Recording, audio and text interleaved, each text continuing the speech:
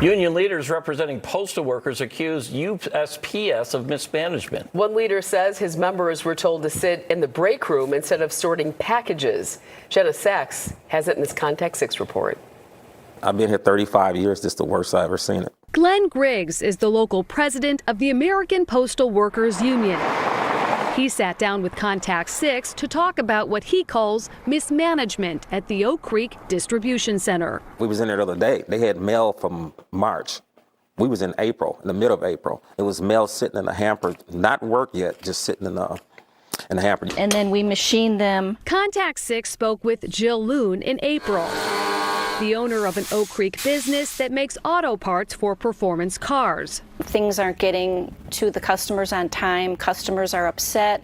They want their product. Then it goes to St. Paul, Minnesota. Jill showed us the USPS tracking records that prove her delays. Things seem to be bouncing from different city to different city. None of it makes sense. None of it is accurate. And you can't count on the tracking at all. I would say that's a valid claim. Griggs saw our report. We went out there to investigate, and it was very disturbing that what we seen out there. He says what he found were 20 to 30 clerks per day sitting in the break room on standby for their entire shifts instead of working on the machines they're trained to operate. And we asked the clerks, why are you guys sitting there? And they said, we have no idea. They just told us to sit here, and they gave us no explanation. Griggs says instead there were unskilled workers on machines. That was in May. In June, USPS confirmed for Contact 6 the arrival of a new sorting machine in Oak Creek, which it says significantly enhances package processing capacity with the ability to sort up to 7,000 packages per hour.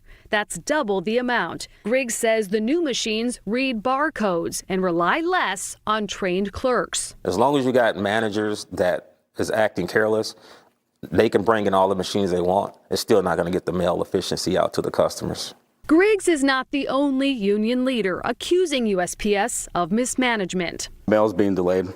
Almost every office has delayed mail. Rob Kosier is with the National Association of Letter Carriers. Yeah, they've been doing route cuts all over the place. Kosier says USPS is consolidating routes. At the same time, it's limiting overtime, leaving carriers responsible for more deliveries in fewer hours. They like to tell carriers to finish a route in 8 hours.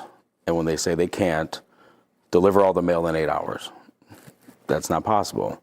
Well, we're not approving overtime. A spokesperson for USPS tells Contact 6 the United States Postal Service is committed to providing reliable and efficient mail service to its customers. Regardless, the Postal Service needs our attention. At a House subcommittee meeting in June, members of the Postal Regulatory Commission testified that the Delivering for America plan, which is meant to streamline and save the Postal Service, is not delivering on its promises. In fact, now in year 6 of the 10-year DFA plan, the Postal Service has incurred $31 billion in losses and is on the path to losing even more in the remaining 4 years of its implementation. Griggs says a change in course is needed, starting with better management. Or, he says, we'll no longer have a United States Postal Service as we know it. They're driving away the customers, and then they're complaining that we're not having the amount of revenue that we used to get.